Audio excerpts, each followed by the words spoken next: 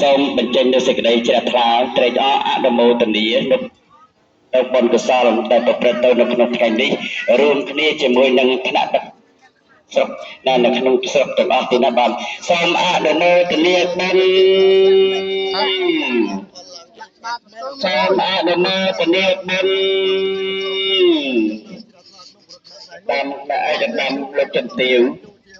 អស់លោកលោកស្រីលោកជ័យលោកតាបរិស័ទគ្រប់រូបជាទីរាប់អានថ្ងៃនេះថ្ងៃប្រកបដោយមហានខត្តឫទ្ធិតែវិសាលណាស់ក្នុងស្រុកទឹកប្រាសាទជើងជំនួយមានក្រមការដឹកនាំរបស់គណៈដឹកប្រមុខគណៈដឹកនាំស្រុក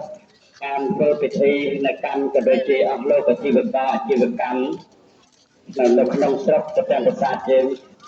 បានបំពេញបុណ្យកុសលជាពិសេសបាននិមិត្តប្រសង្ឃចូលចាបបណ្ឌបាត3អង្គទេណាចូល100អង្គនេះនៅប្រសង្ឃបច្ចុប្បន្នយើងពុំមាននឹងបានបំពេញបុណ្យកុសលមានប្រសង្ឃច្រើនយ៉ាងនោះទេ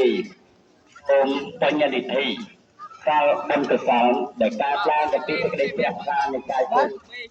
បណ្ឌបាតរបស់ព្រះសង្ឃសូមជួយសម្រាប់លោកបុណ្យនេះបបការី